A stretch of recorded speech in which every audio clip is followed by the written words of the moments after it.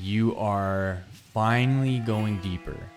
You're finally able to flip that switch where your body kind of melts into your environment. You can't tell the difference between where the edge of your body is or where the edge of space is around you. And it all seems to blend together. And you go into a noticeable meditative experience where it's not just you sitting silently, and now you're at a point where you really feel like you're traveling internally, like there's some kind of movement, there's something happening energetically.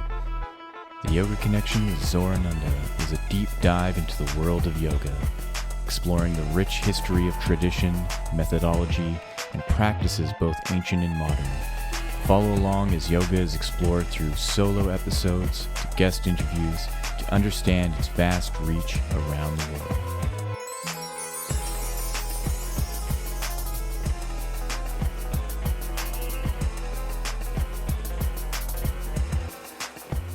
Hello and welcome to the Yoga Connection. My name is Zorananda, and today we are getting into the final Niyama, Ishvarapranidhana. So like I say about every single one of them, this one is actually really important. This is the thread that binds all of them together. Now, in past episodes, I've said, if you're going to take on the practice of the yamas and niyamas, you can see how they intermingle with each other, how they influence each other.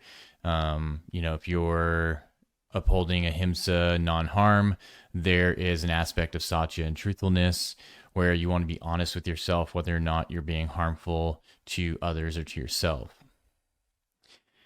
Now, Ishvarapranidhana is embedded in all of them, whether you are conscious of it or not, because of the implication of the nature of Ishvarapranidhana. So Ishvarapranidhana means surrendering to the Lord. Ishvara means Lord.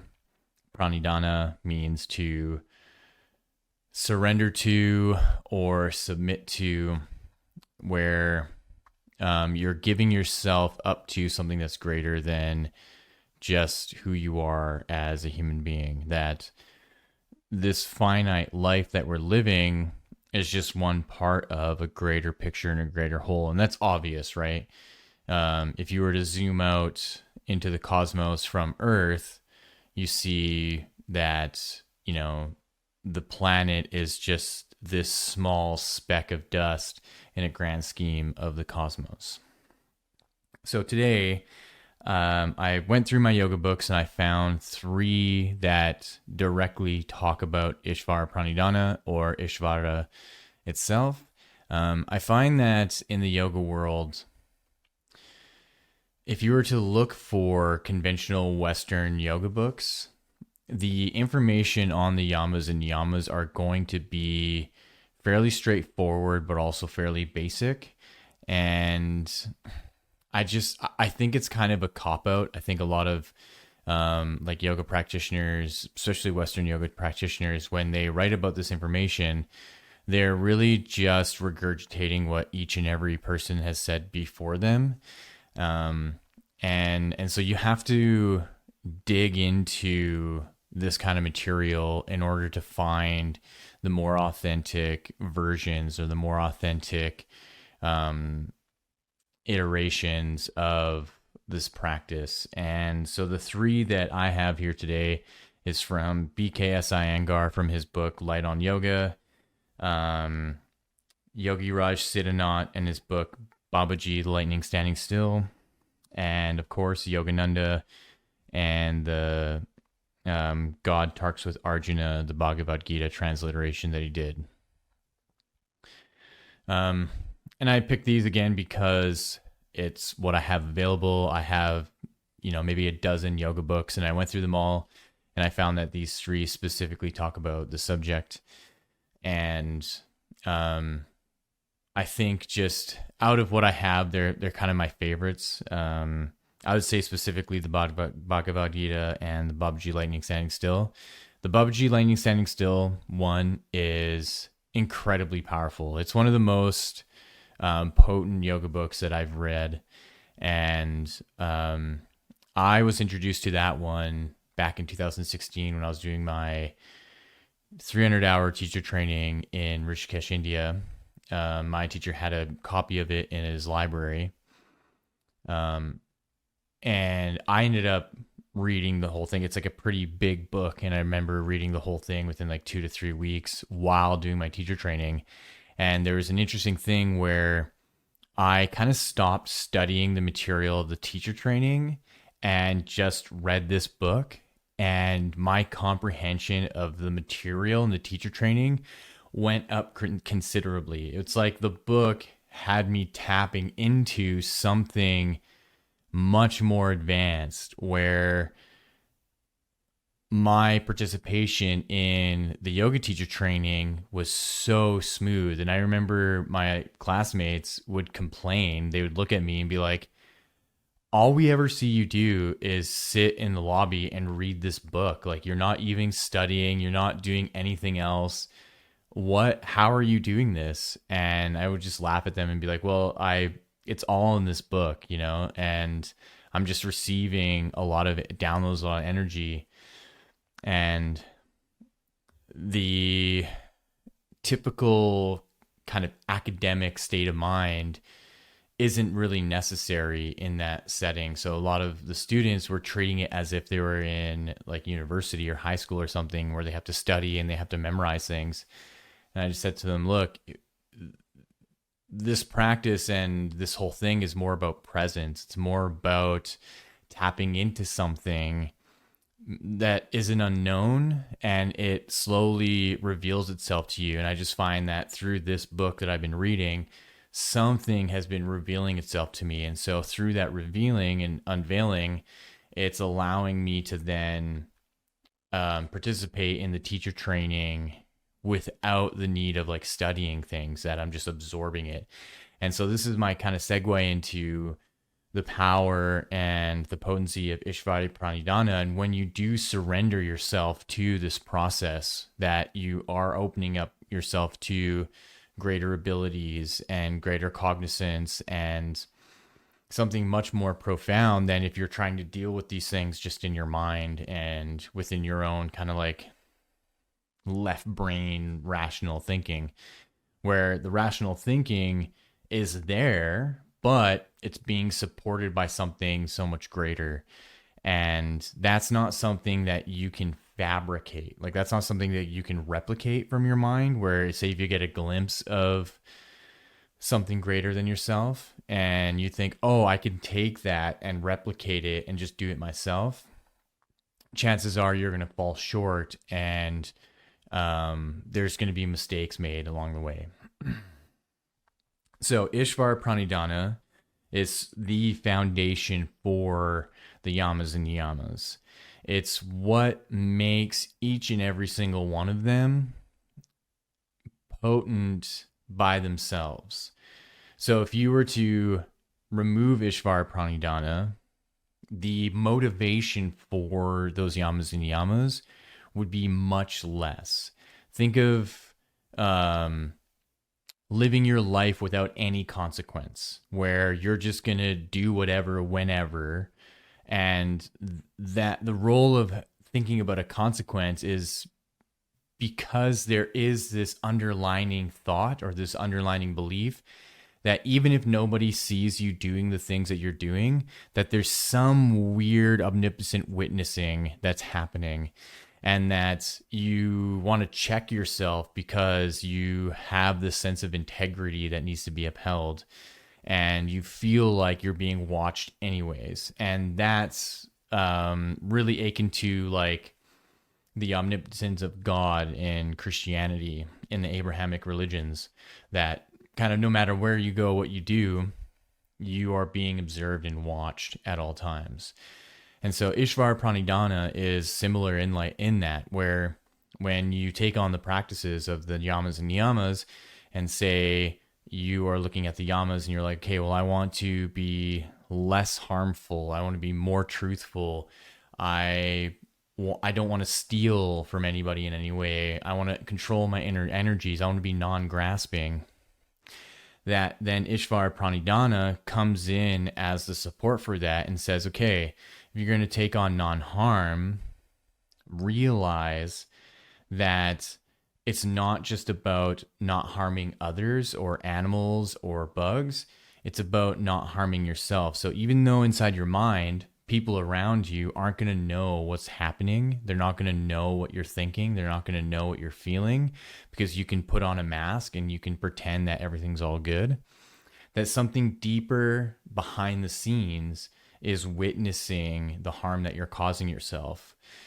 And so Ishvarapranidhana is that role of authority to say, you need to be in integrity, so that not only are your words and your actions in non-harm, your thoughts and your emotions are in non-harm. And then that aligns with each and every single one of them going forward. That the more you get into the practice, the more subtle it becomes. And in that subtlety, what you are interacting with is this presence of a greater being, of Ishvara, of the Lord, of who governs the universe and allows for life to exist and allows for interactions to occur at an individual level. And that's tricky to reconcile if you're basing your life on a set of beliefs of, I'll believe it when I see it. And that's the tricky thing with believing in or having some kind of conceptualization around an omnipotent being that you don't see. Look around the world, look around your environment right now, the room that you're in, if you're driving, if you're outside, wherever you're listening to this. Do you see an omnipotent being? No. And so in that is a seed of confusion and contradiction. And so that's why people can justify to themselves to do harmful things and to lie and to cheat and to steal and to not control their energies and to be grasping to material objects and to material possessions, because they have this belief that there isn't some kind of force behind everything that is witnessing. And I think that's the important thing to distinguish, is that the nature of Ishvarapranidhana and the nature of Ishvara as a witnessing and observing force is that it's not meant to intrude on your life. It's meant to be experienced as something that's witnessing what is happening, and through that witnessing, that there's a potency in it. And so it's up to you to dive into it rather than it intrude on your life. And so I think that's why people will start to then doubt and question whether or not there is a God, whether or not there is this Ishvara, and then they'll just go down a path of destruction and corruption and degradation. And so what I find helpful is having yoga books like I have here and that I'm going to go into, where the authors speak about the nature of something greater than yourself, like a omnipotent God or Lord or whatever, and speak from experience of, in their moments of enlightenment, that they turned that witnessing ability onto the witnesser, where they were able to actually confront it and see the nature of it, or to be able to articulate through the stories, say of the Bhagavad Gita, how Arjuna was able to actually witness Krishna in its full splendor and full nature, right? Because Krishna just shows up as this chariot rider that eventually exposes himself as this like great cosmic being. So I'm going to go into Yogananda's kind of definition of Ishvara. So this is from, let me see. So this is from the second book, and it's let me see here.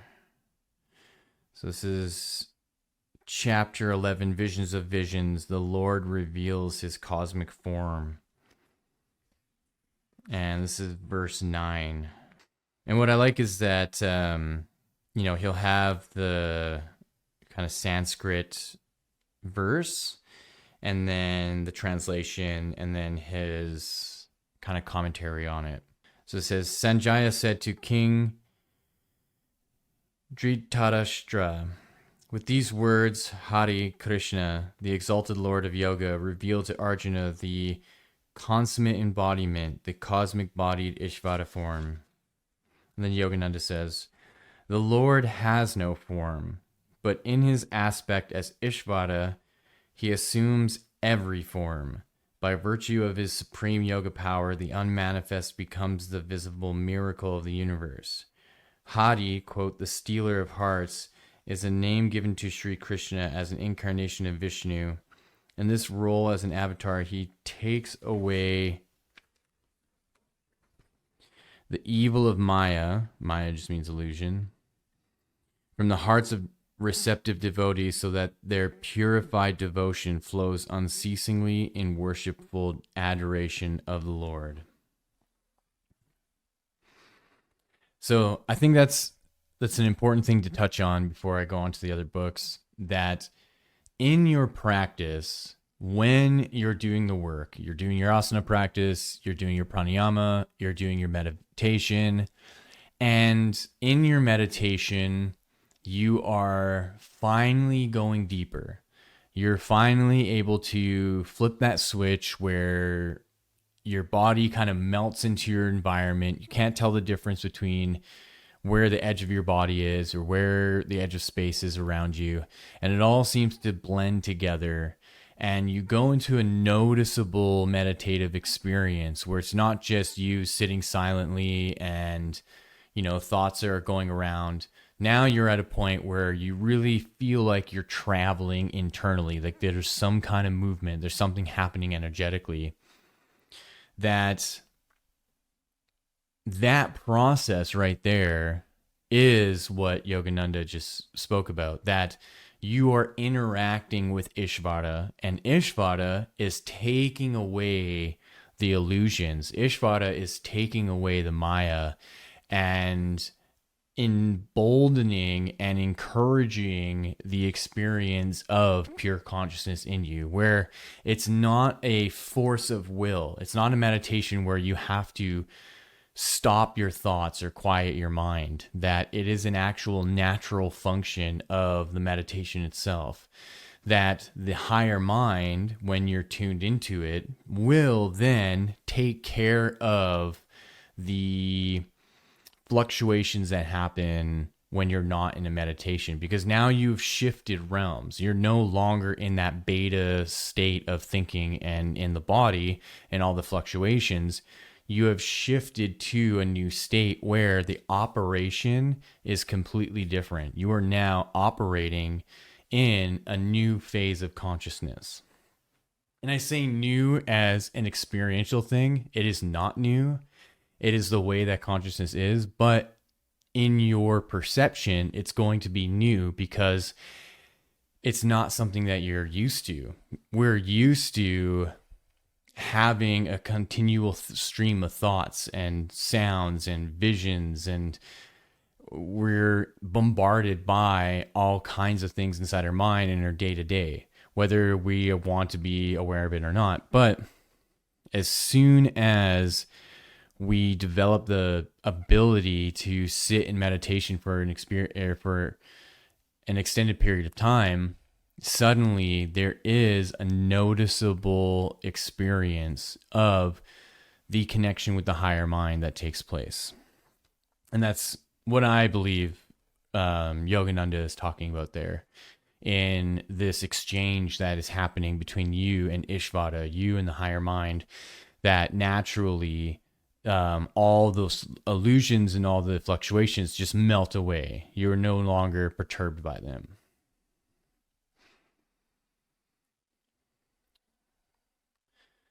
So I'm going to go into Iyengar's definition of Ishvarapranidhana, because he actually writes quite a bit about it, which is nice.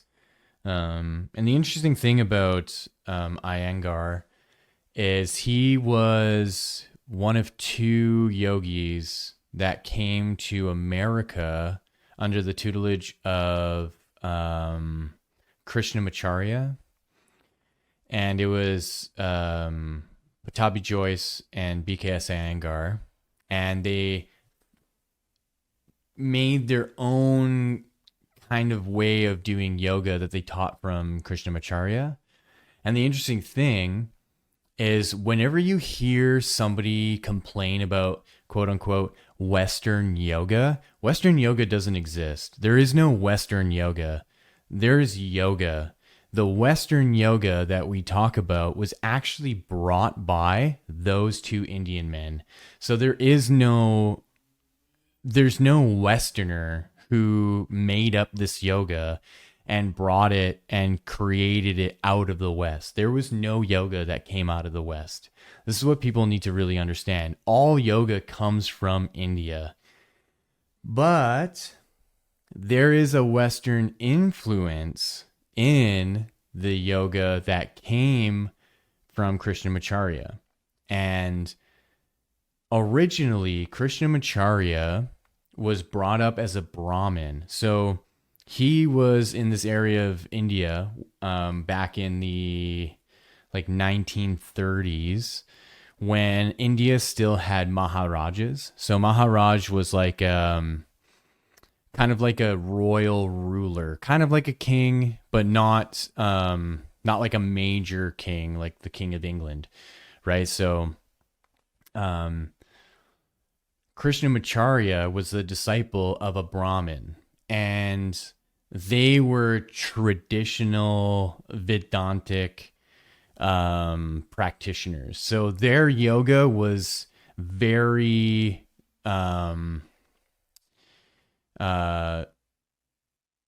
historically traditional, where they're really only doing seated practices. They're meditating a lot.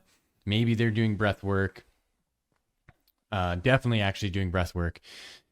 So the Maharaj that Krishnamacharya and his guru, Brahmin guru, were in league with, or kind of employed under, had I believe a Dutch gymnast in their cohort that was teaching the Maharaj physical fitness. And one day the Maharaj came to Krishnamacharya's guru and was like, you guys do yoga, but you guys do the really, really, really old traditional yoga. Can you take what this Dutch gymnast does and blend it into your practice so that we can provide something to the people that is a little more invigorating? Because what they noticed back then was that a lot of the people were lethargic in a way, like he wanted to present something to schools and present something to the people that can really help them become more physically fit and more athletic. And so Krishnamacharya's guru came to Krishnamacharya and said, hey, you are going to create this, and gave him the task of creating a whole new kind of yoga. And that's where vinyasa comes from. Vinyasa was created by Krishnamacharya by blending the aerobics and acrobatics that this Dutch gymnast knew with what was already there in yoga tradition. And so this is how he had taken the Surya Namaskar asana and kind of made this new kind of movement with it. And that opened up a lot because then he dedicated like a couple decades of his life to really fine tune the practice and to create a whole sequence to teach. And so through that came Pattabhi Jois and BKS Iyengar. And they both were then tasked to create their own and go to America. And so when you hear people say, oh, yoga these days, it's all about money and it's all about the way that you look and fitness and it's not real yoga. It is real yoga because it was created by two Indian yogis. And they are the ones that turned it into a business. They are the ones that came to America and created a huge following, created all these schools and all these studios and all these followers and teacher trainings, and they made millions off of it. That's how even Bikram came to be, because he modeled the same way. He said, oh, I can just take these 26 postures and make them my own and make millions of dollars. So this whole thing that like Western, quote unquote, Western yoga is ruining yoga. It was brought to America and the rest of the world by Indians. It blows my mind. It blows my mind. You just have to Google this stuff and you'll find it. Just get their books. And the interesting thing is that BKS Iyengar, he made the Iyengar School of Yoga. Pattabhi Jois made Ashtanga Yoga primary series and secondary and third. So he even took Ashtanga Yoga, that means the 8-limb path, and created a whole other thing about it, and which doesn't even really go into Ashtanga Yoga as a philosophical principle. It's just about his sequence of movements. And so Iyengar didn't even get into philosophy until he was 75 years old. And he has a really interesting story of how he cured himself, I believe, of, I want to say tuberculosis.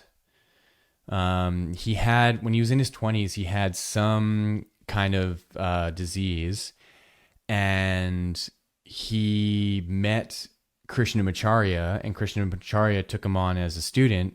And usually at that time, sadhus and rishis won't take on adult teachers or adult students if you've never done yoga, because they think that like it's too late. You want to start when you're a kid. They need to mold you into the practitioner that you want to become. But for whatever reason, there is an exception here. And I think it's because it was the challenge of, oh, he has this illness. Can we use yoga to cure him of this illness? And the answer is yes. It totally cured him of his illness, and he became one of the most prolific yogis in the world. Like, there's videos of him when he's in his late 50s doing incredible acrobatics, and you know, he'll do all this stuff and then go to the mic and be like, would you believe that I'm like 58 years old or something like that? And so I'm saying all this because the underlying current to making these things happen is Ishvarapranidhana. So BKS Iyengar says, quote, dedication to the Lord of one's actions and will is Ishvarapranidhana. He who has faith in God does not despair. He has illumination. He who knows that all creation belongs to the Lord will not be puffed up with pride or drunk with power. He will not stoop for selfish purposes. His head will bow only in worship. When the waters of bhakti, adoration, are made to flow through the turbines of the mind, the result is mental power and spiritual illumination. While mere physical strength without bhakti is lethal, more adoration without strength of character is like an opiate. I'm going to read that again. While mere physical strength without bhakti is lethal, mere adoration without strength of character is like an opiate. Addiction to pleasures destroys both power and glory. From the gratification of the senses as they run after pleasures arise moha, attachment, and lobha, greed, for their repetition. If the senses are not gratified, then there's shoka, sorrow. They have to be curbed with knowledge and forbearance. But to control the mind is more difficult. After one has exhausted one's own resources and still not succeeded, one turns to the Lord for help, for he is the source of all power. It is at this stage that bhakti begins. In bhakti, the mind, the intellect, and the will are surrendered to the Lord, and the sadhaka prays, I do not know what is good for me. Thy will be done. Others pray to have their own desires gratified or accomplished. In bhakti or true love, there is no place for I or mine. When the feeling of I and mine disappears, the individual soul has reached its full growth. So I think that's well said. I think that's well written. And to me, that feels like it's coming from a place of experience within Iyengar. And like I said, he didn't start getting into this stuff until he was like 75 in his later part of his life, because I think he passed away when he was like 96 or something. So really in the last 20 years of his life did he actually start getting into philosophy. And I remember watching this one interview with him where he specifically said that. He said, all through my yoga practice, I avoided the philosophy. He's like, I just did the practice. I just did the asanas and the pranayama and the meditations. And it wasn't until later in his life where he said he was ready to take on the next part of his practice of studying. And even then, he didn't stop his physical practice. And that's one thing I notice in the yoga world too, in practitioners, is that there's this excuse where you get to a certain age and you get to a point where you stop your physical practice and you stop your pranayama and your meditations, because then, you'll hear, or they'll say, well, I've just reached a point in my enlightenment, or I've reached a point in my life where I don't need to do those things, and I can just focus on the meditation and I can focus on the studying. And Iyengar is a great example of someone that was like, screw that, keep doing your physical practice, keep doing your breathing, keep doing your movement. That's really what is going to sustain your life.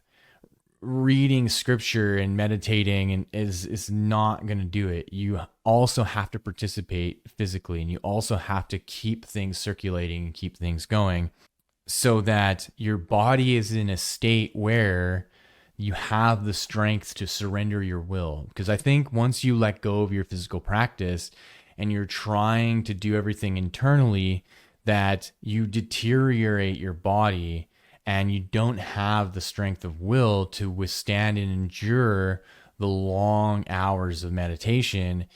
And then there's this slow deterioration where you start to cop out and you're no longer doing practice. You're no longer breathing. You're no longer meditating. Maybe you're reading stuff. You're no longer reading stuff. And so all you're doing is just regurgitating knowledge that you have based your enlightenment on from the past. And so in order to have deeper experiences with Ishvara and to embody Ishvarapranidhana, you really need to maintain those practices even as you age. And Iyengar is a testament to that for sure. So the third book that I'm going to get into here about Ishvarapranidhana is from, I think, my favorite, Yogiraj, Gurunath Siddhanath, did an amazing job with this book. It is so in depth and it gets into so much yoga history and who Shiva really was, the connection to Babaji and Shiva and Gorakshanath, and who all the avatars are, what avatars are, the avadhuts, and then all the yogis that came after. And so there's this historical context to everything, and then what the Kriya practices really are. It's amazing. He did a really good job. So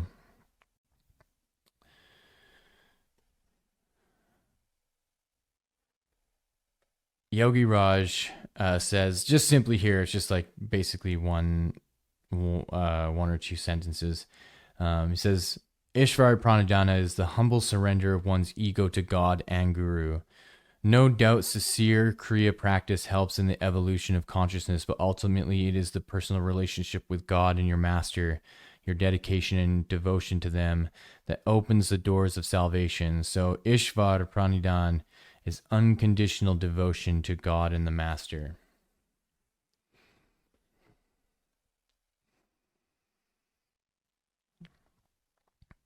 And so that unconditional devotion is maintained by the practice.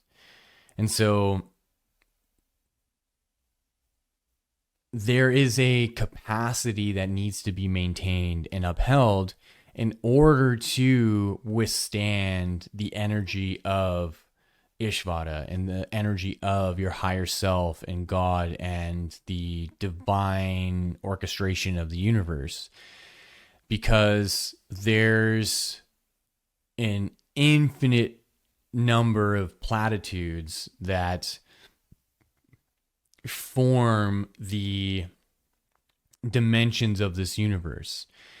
And so if you get to a level within yourself and you stop, you are essentially stopping at that level, and you slowly delude yourself that you're going deeper because of how you cycle through the information. And just because you might be wording it different here and there, it does not mean that you're actually propounding more and deeper secrets of what the universe is. And you see this in cults, and this is why I'm so anti-cult. I'm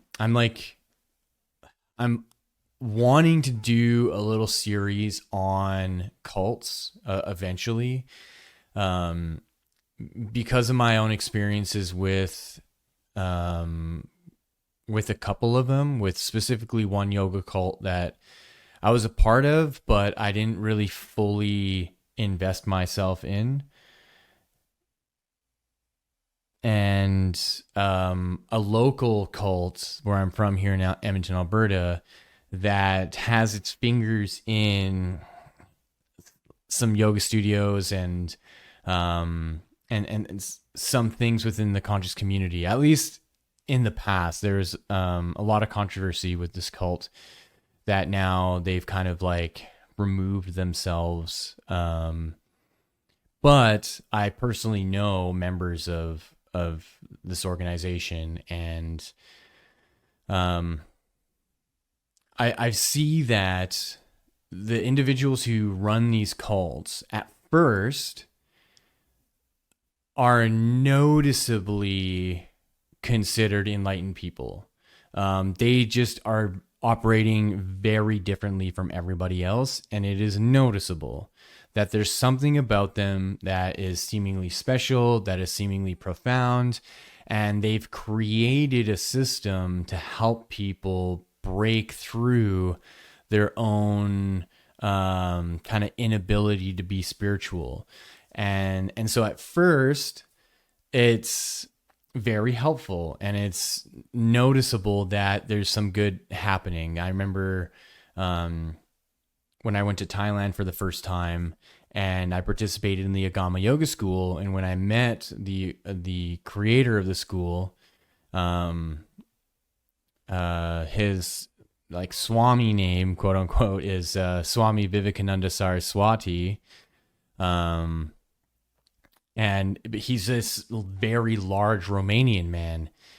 And I remember when I first met him, I was just taken aback by his presence. I was like, wow, this man is a noticeably powerful man. It just his stature, his size, his voice, the school that he created, it all embodied whatever depth that he had, and it was impressive. It was impressive to come to an island where everybody knows him, everybody respects him.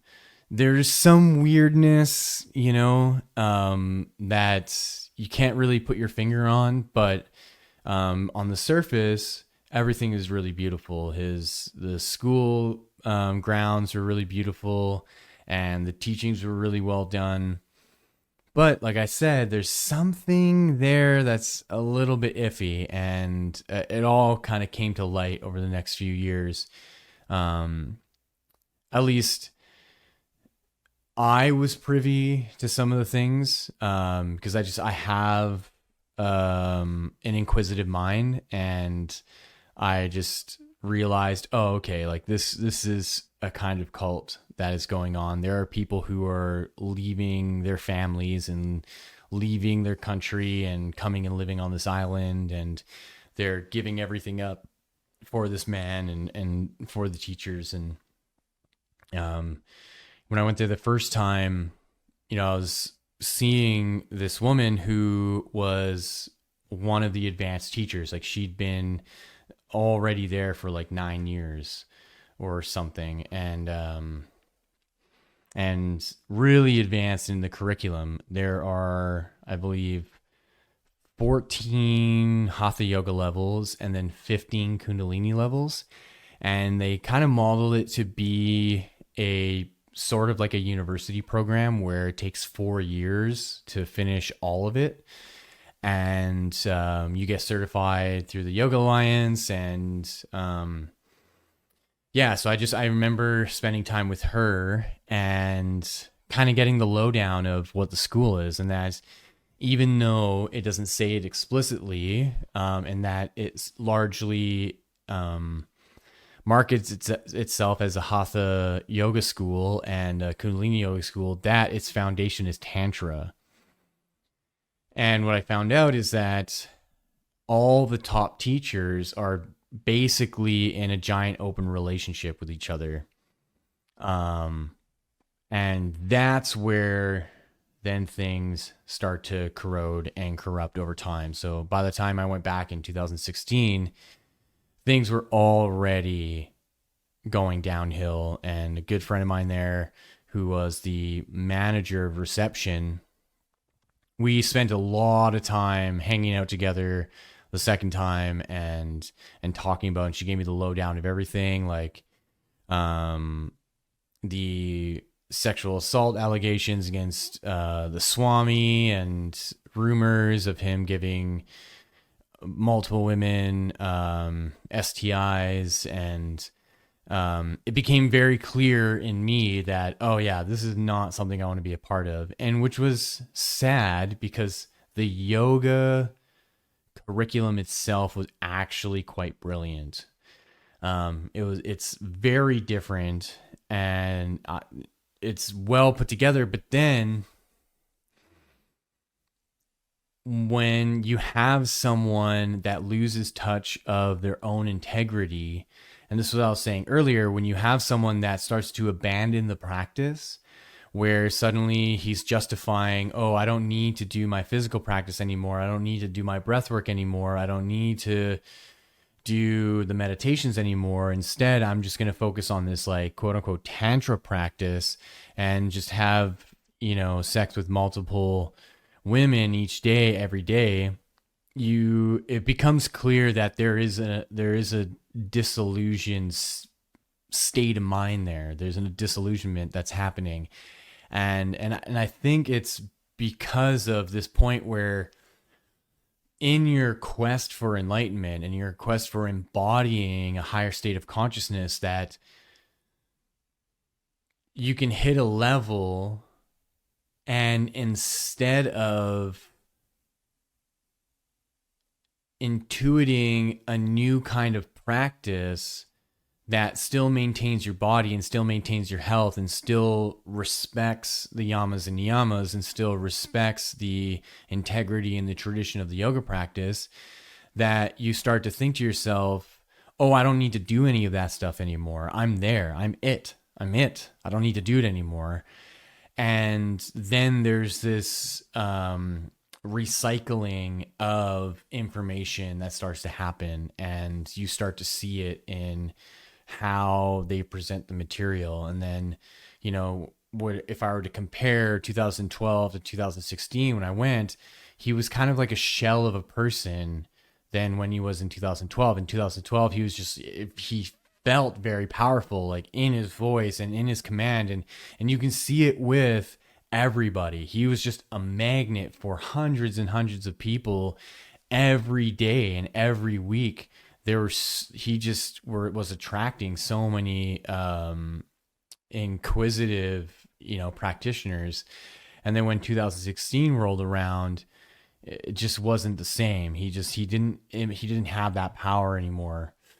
And there was all this drama within his students and his top students and disciples and the allegations. And then there was an article in 2018 that came out that went viral. I think the woman's name is B. Schofield, that basically outed him as this like sexual predator, and that there were 32 women that came out and accused him of like sexual exploitation. And then it just becomes evident that, there's a corruptibility when you abandon the Ishvarapranidhana, where you think, now I am that. So now it's coming, it is my will and it's coming out. I think that is a trap. And that you always want to maintain humility. You always want to maintain that there is and always will be something greater than yourself as a human being, as a consciousness that's on earth in a body, that you are going to have limitations no matter what, no matter how intelligent you become, no matter how gifted you are, no matter how skilled, how flexible. You can meditate for 12 hours a day nonstop, no problem. There is and always will be something greater than yourself. And it is the obvious nature of the power of the universe when you look out into the stars, you look out into the cosmos, and you go, oh yeah, like we have a sun that's just perpetually maintaining the gravitational field that keeps Earth in place. The amount of power that takes, and how the cosmos and the universe and the solar system all operate. And I'm just a little puny ant of a human on the earth. There's no way I can ever think that I'm going to be more powerful than any of that. And so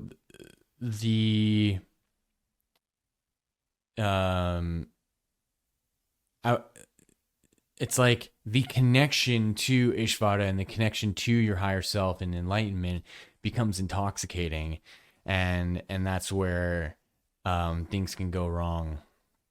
And it's really the same with this kind of cult in Edmonton, where I'm from, where I have friends that are in it. And years ago, like this is about 10 years ago now, around that same time, around 2015, 16, when I was exploring a lot of this stuff, that I would go to this person's meetings, and I just knew something was off, even though you can still see that there's something beautiful going on, right? On the surface, it's like, yeah, a lot of people are coming. His name's John DeRitter, and it seems like there's something beautiful happening. And I just remember there's one phrase that will always stick in my mind, and he coined this line: openness and softness of the heart. And at first, when you hear that, openness and softness of the heart, it brings attention to your heart, and you think to yourself, why don't I ever think about connecting to my heart? And what does it take to connect to my heart? And in this case, it's openness and softness, that you want to soften through your heart. And it is revealing and it is beautiful to think about, right? But this is something from a book that he wrote. And so then everything that he does is from this book, and he sticks to the book until you go to his other meetings and retreats. And, you know, I've had friends that are still followers of his, and, you know, they have spoken to me about these trips that they went on and how like incredibly magical they were, and the meditations that they would go on do, and they'd have these profound experiences.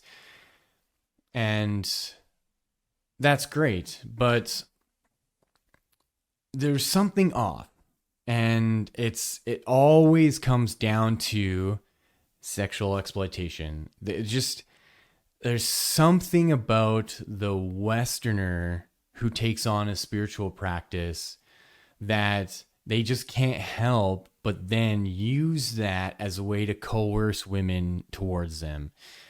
And so the same thing happened with John, the same thing that happened to Swami, that, you know, they just can't help themselves, and they think, well, I don't need to be doing all this stuff anymore, and I just am going to build my whole practice around, you know, being intimate with women. But that comes at a cost, right? It's a cost of corruption. And so I remember a few years later going back to one of his meetings, and I'm sitting there and I just can't help but have this feeling that he's going to say openness and softness of the heart. And to me, I'm thinking, okay, if he says this, that means that all of this is a sham. All of this and everything that everybody has been talking about, how deep and spiritual and stuff like this. If you as an educator and you as a proponent to spiritual evolution, you've got to be able to upgrade what you're saying. You've got to be able to come out with new insights. And I remember just sitting there because he has this like thing about sitting and staring at everybody for hours, right? It's like a whole 2-hour thing, and he'll be there silently. He won't say a single word, and he'll just stare at everybody for 2 hours. And I remember about an hour goes through, and I'm just sitting there, and I can feel it coming. You know, people are getting up and asking questions, and then finally, you know, someone's asking a question, and he looks at them and he goes, openness and softness of the heart. I almost burst out laughing. And that was the signal to me. I was like, yeah, you know, everybody here is hypnotized. Everybody here is totally under his gaze and is hypnotized by him. And he can just regurgitate the same things over and over, and nobody is going to be the wiser because of the hypnosis. And that's essentially what is happening in these cults. And this is why I'm so anti-cult. And this is why I don't have a yoga voice. This is why I don't talk like this and try to get you to think that I'm some spiritual person that is highly in tune with myself because I talk like this. No, I'm going to talk the way that I talk and that I've always spoken throughout my life. And I'm not going to hide my personality and talk in this other way to signify that I'm some enlightened being. I'm a seeker and I am a student, and I will always be a student. Even though I'm certified to be a teacher, I teach yoga, I have this podcast, I have the books, I like to talk about it, I like to put that information out there. I am going to be and always will be anti-cult. I don't want a following. I don't want to be in this position where people look up at me at a podium and feel like I am greater and higher. And this is why, like, I think about myself, or I think about, you know, if I were to have the opportunity to do like seminars, like say all this stuff pops off and, you know, there's a demand for me to come and to do some talks about Ashtanga Yoga and stuff like that, I wouldn't want to be on a stage. I wouldn't want to be above everybody. Like, I envision being in a place where I can be on the same ground and the same level as everybody. And I can walk around and interact with people. And I don't have to feel like I'm some celebrity, because that's what it turns into. That they're sitting on this podium and you're looking up at them and you don't get you're 50 feet from them, and when the sermon or the seminar is over, they quickly shuffle away and you don't get, like, it's just preposterous. And so when I think about the yoga practice and when I think about diving into all this stuff and what it's really doing, I remind myself that first and foremost, it is for me. I started this quest to understand my role in this world and who I am as a person. And the synchronicity of being able to share that with others and to encourage other people to get on this path isn't about them or anybody becoming my follower.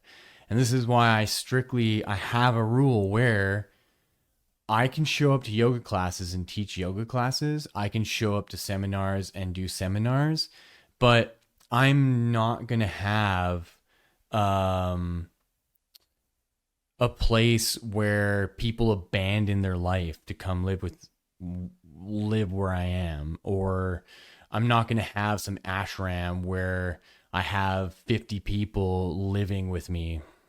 It's not going to happen. And I come from a place of teaching people self-mastery, because that's my pursuit. My pursuit is self-mastery. I'm not going to these people thinking that, oh my God, you're going to bestow all this greatness on me. You're the one that's going to show me Ishvara. No, it doesn't work like that. The guru and the teacher can be a conduit for the kind of tools and the kind of information and knowledge that you can utilize to put you on the path, but then it's up to you to continue walking the path. And that's why I really love the way that my teacher, Yogrishi Vishvaketu, does things, because he says, no, I don't have followers. I don't want followers. I don't have students. I have friends. You guys are my friends, and I don't want you living with me. He's like, yes, you're my friend. Don't leave your life. Don't abandon your family to come live in Rishikesh. Do the work there. Do the work with your family. And that's what I admire, and that's what I model my teaching after as well, because I'm an Ashtanga Yoga teacher. That's what I don't need to create my own. And so what I realized in the initiation process, when you become a teacher, and especially if you're being initiated into a traditional lineage, like say the Nat Yoga lineage, which I'm initiated into. My teacher is a Nat Yogi. His teacher was Baba Premnath, Yogi Nath, and so I'm also an initiate into the Nat Yoga lineage, and so are all the other Ashtanga yogis.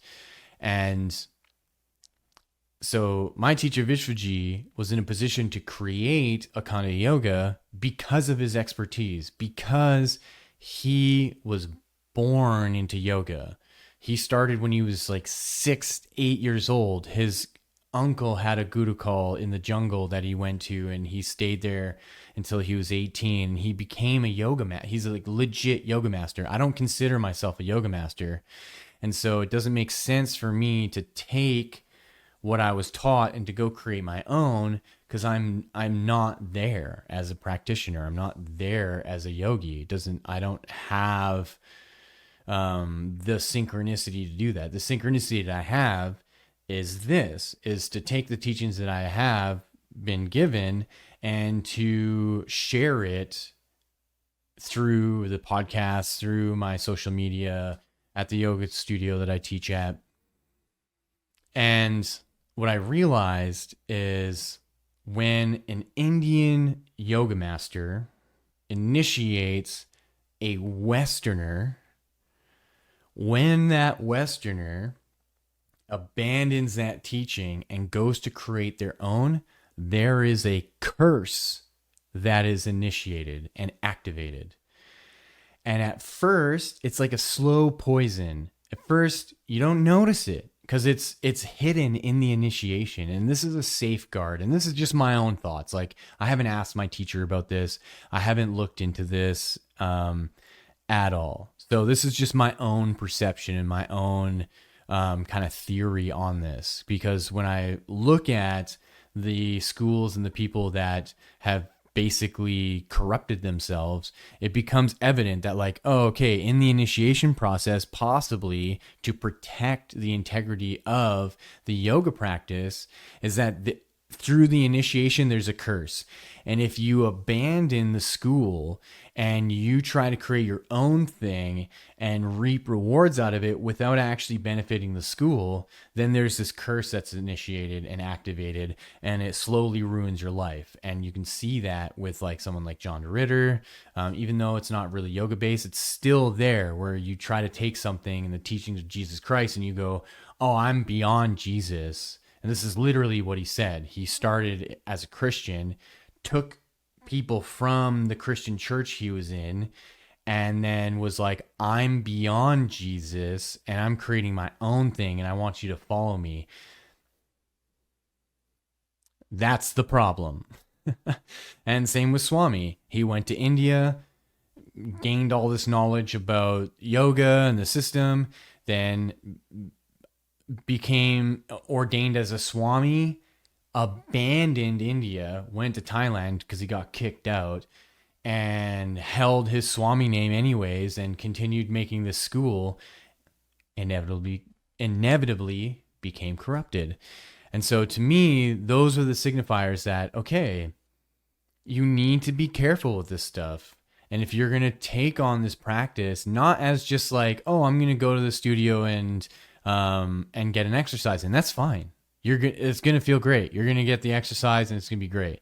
But if you're someone like me who has Shiva tattooed on his arm and is a lifelong disciple and is saying, well, I want this now to be my entire life and I'm pursuing enlightenment, that then there's a heavier responsibility. And the responsibility is, okay, if you're going to take on this teaching and you're going to have a teacher that's going to bestow this knowledge onto you, you have to abide by Ishvarapranidhana. You have to surrender into the Lord, and your guru is the conduit for that.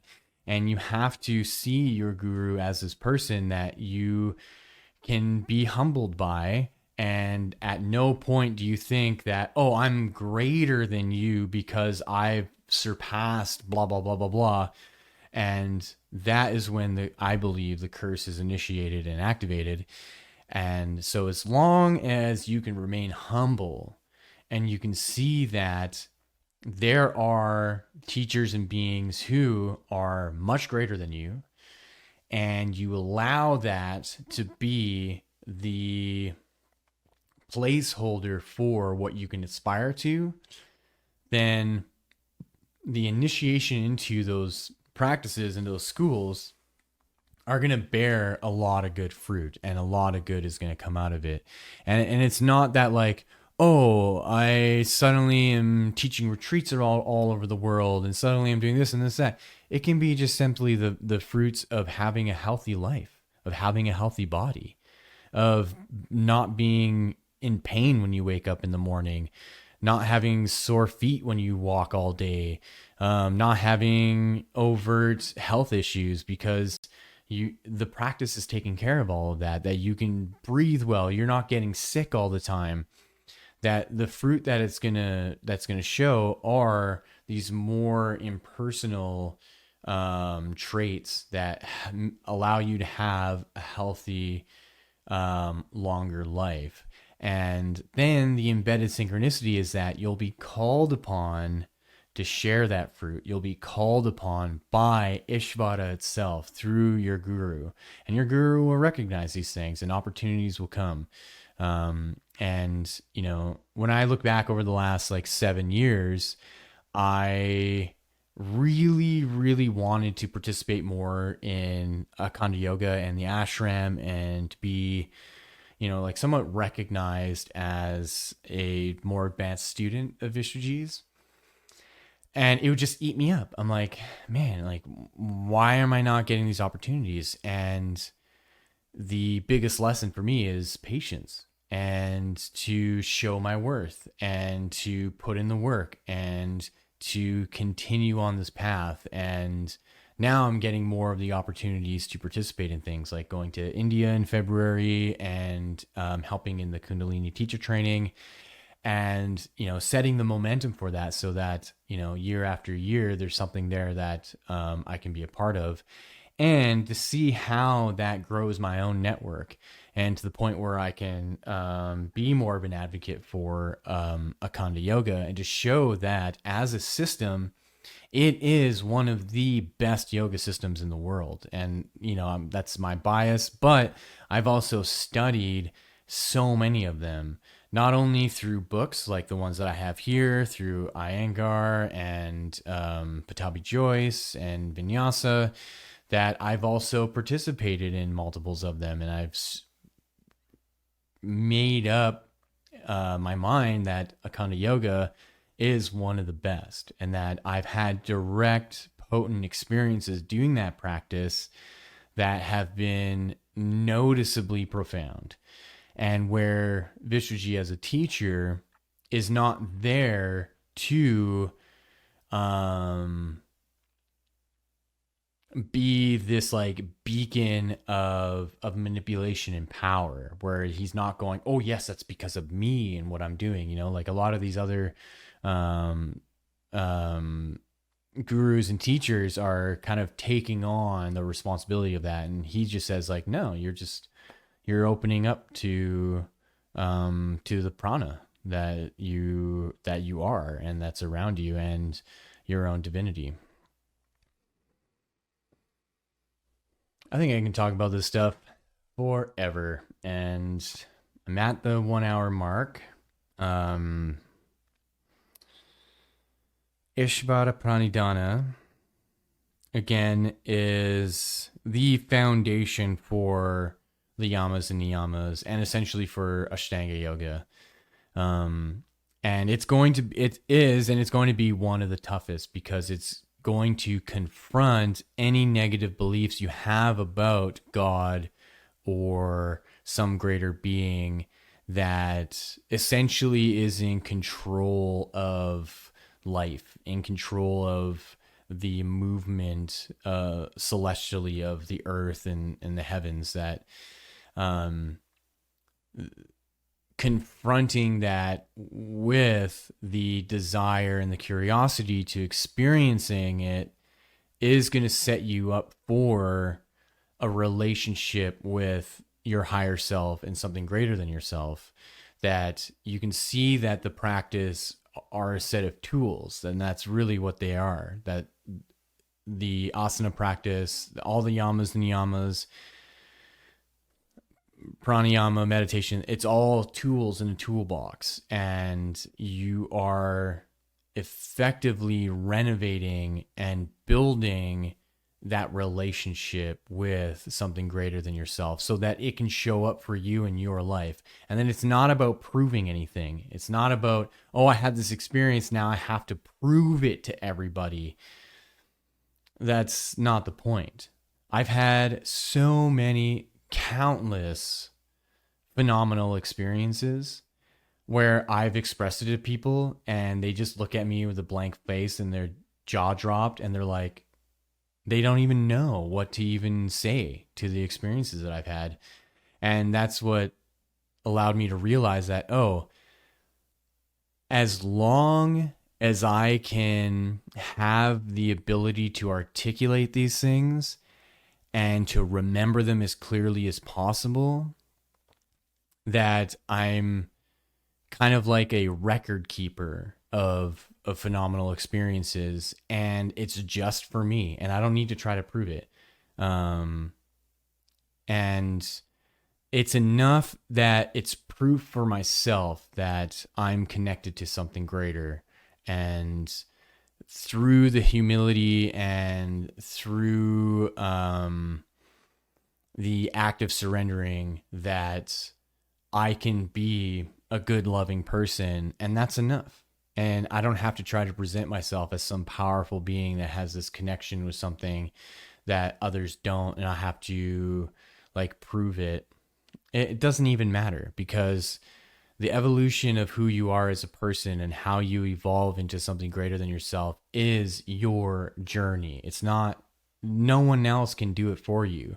So it doesn't matter. Even if I were to be, like this podcast of mine is small, I'll probably get maybe 20 to 30 people who download this episode. I'm not transmitting this to 20 million people. And even if I were transmitting it to 20 million people, I'd still be saying the same thing. I'd still be saying, hey, I don't want you as a follower to find me and to grovel at my feet. I want you to seek your own self-mastery just the way that I am. And whatever it takes for you to open up to have those personal experiences, you'll see for yourself the beauty in it, just like how I have. And so I can tell you my experiences about traveling through time and experiencing it, like legit time travel. I can tell you my experiences of all the crazy dreams that I've had, the meditations of healing myself spontaneously. I can tell you all of those things, but at the end of the day, it's just words. The experience that I have is very real, and it's always going to be with me, and it's a part of my evolution. And that's the important thing, is that when you become a seeker and you get on this path and you're looking for something more than just the mundane world, and once that's opened up to you, those experiences are putting you on a trajectory in becoming something greater than yourself. And that even though you're not going to see that physically necessarily in your life, because you're going to age, you're going to grow old, you're going to get wrinkly, you're going to turn gray, you're going to lose your hair, all those things are going to happen inevitably. But something internally is going to shift and is going to change. And you will recognize that at some point, that in your next life, it's going to be different. And that you're going to have a next life. That's the thing, that on this path, the idea of multiple lives becomes innate. You just tap into it and you're like, oh yeah, I've been something other than this before. I am what I am now, and I'm going to be something else after. And then it's up to you to make those decisions. Oh, if I'm going to be something greater than myself now in the next life, here are the tools to do those things. And the most important of them is Ishvarapranidhana, surrender to the Lord, because the higher self is what you are becoming from this life to the next. So that's all for me today. Thank you for listening. Check out the links in my description to my music. I'll put links to my book as well, Future Life Progression, Meeting Your Future Self.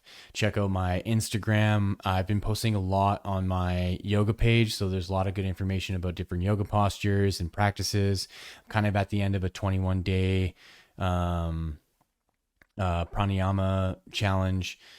And like and subscribe.